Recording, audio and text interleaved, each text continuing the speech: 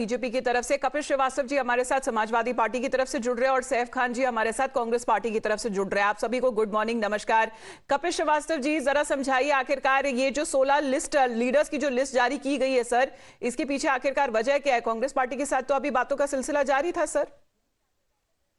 कि कांग्रेस पार्टी के साथ सिलसिला जारी था, नहीं सिलसिला जारी है भी।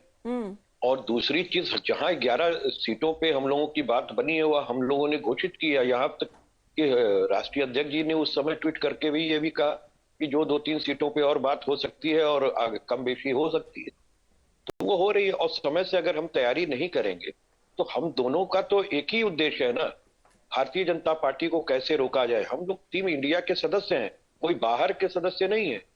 तो आपस में हम लोगों के एकता है और उसी एकता के थ्रू ये सारी क्या चीजें ये हुई है। एक तरफा डिसीजन है या ये डिसीजन दोनों पार्टीज और उनके इंटरेस्ट को साथ में लेकर दिया गया है सर? जब इंटरेस्ट एक है तो डिसीजन अलग कैसे हो सकता है? ये चलिए तो यही सवाल ही फिर मैं सैफ खान से भी पूछ लेती हूँ। आप 11 जो सीटें अनाउंस की गई हैं उसके साथ खुश है क्या आप कांग्रेस पार्टी? नहीं, देखिए, सबसे पहले जो है ये वोट परसेंटेज जो है सपा की उत्तर प्रदेश में जो है ज्यादा है, उसमें कोई दो राय नहीं है। हम अगर ये बात कर रहे हैं कि 11 सीट्स का जो ऐलान किया गया है सपा की तरफ से 27 तारीख को, अखिलेश यादव जी ने जो कहा था कि 11 सीट्स की, अभी भी जो है सीट शेयरिंग के ऊपर जो है बातचीत जो है लगातार जारी है।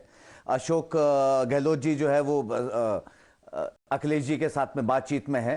और ये जो 11 सीटों की हम ये बात कर रहे हैं, ये मुकुल विश्वनायक जी जो कमेटी है वो डिसाइड करेंगे इंटरनेशनल कांग्रेस की। नहीं, जो सीट्स ऑफ इंटरेस्ट थी कांग्रेस पार्टी का, क्योंकि सैफ जी आपको ये मानना पड़ेगा कि कांग्रेस पार्टी का जो अभी इतना फ्यूचर ब्राइट नहीं नजर आ रहा है, एक एक करके सब हाथ छोड़ रहे हैं कांग्रेस पार्टी का।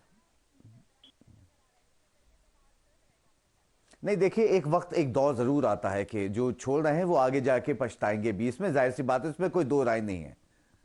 और नीतीश की अगर आप बात करेंगे कि अगर एक एक करके वो हाथ छोड़ रहे हैं तो नीतीश जी जो है वो अपनी पार्टी शैटर्ड करेंगे, अब जो है खत्म करेंगे अपनी पार्टी। भारतीय जनता पार्टी का सबसे पहले फर्ज था और कोशिश ये थी कि जो है वो ममता जी की अगर बात करते हैं, जो 2 सीटें ऑफर कर रही थी, हमारे पास ऑलरेडी 2 सीटें हैं, तो हम एक इंडिपेंडेंट पार्टी हैं, पूरे देश में कंटेस्ट करते आ रहे हैं। हम हर स्टेट में अगर जरूरत पड़ी तो हम पूरे कंटेस्ट करेंगे, जो है वेस्ट बंगाल में भी, इसमें कोई दो राय नहीं। हमारा इंडियन नेशनल कांग्रेस हर जगह इंडिपेंडेंटली कंटेस्ट कर सकती है और करती आ रही है। लेकिन अभी तक आपने जवाब नहीं दिया, जो 11 सीटों के साथ क्या खुश है क्या कांग्रेस पार्टी? अनुजा, आपका क्या टेक है? क्योंकि आखिरकार पकड़ जो है वो बीजेपी की है उत्तर प्रदेश में।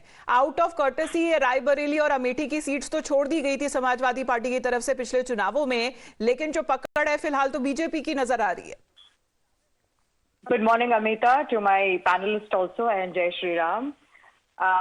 Very well said, and Amita, at least you got the whole scenario, which I think they are losing out. So I would say that they are the whole Indie alliance is under Napoleon complex, which is called as inferiority complex, and they are on the FOMO, that is fear of missing out. So I would just say that they are not fighting against BJP. They are fighting with each other because they don't want anybody from their own party, from their own areas. First of all, Congress has no party in itself. They have no people who could stand with themselves only. So there is a lot of agitation in their own party. Secondly, they cannot have a stand with the other parties because they have seen that in future that if they will stand with any other, they will again lose. Now, what has happened with Akhilesh? क्या आपकी लड़ाई BJP के खिलाफ है या आपस में ही लड़ते रहेंगे? देखिए, सबसे बड़ी चीज ये कि भारतीय जनता पार्टी तो तानाशाही रवैया अख्तियार करती है। 38 जिलों के साथ होते हुए भी एक बैठक के बाद दूसरी बैठक नहीं होती है। स्वयंभू में कोई व्यक्ति अपने आप को प्रधानमंत्री घोषित कर देता है, तो आप सोचिए कि सीटों की कॉम्बिनेशन क्या होगी और कैसे। अच्छा सर, कपिल जी, 16 सीटें जो डिक्लेयर करी उसमें कॉम्प्रोमाइज का कोई है? कुछ बात आगे बढ़ सकती है? कांग्रेस पार्टी को 1-2 सीट दे सकते क्या? मैनपुरी पे शायद उनकी नजर है। देखिए, सबसे पहली चीज तो यह है कि हम लोग कोई अलग नहीं है, हम लोग एक ही हैं। और निश्चित तौर पे हम लोग की जो बातें चल रही है वो आपस में चल रही है, जहाँ क्लियर हुआ वहां डिक्लेयर हुआ है। अब वही बात हो रही है ना सर, बातें चल रही हैं लेकिन डिक्लेयर भी कर दिया 16 सीटों पर।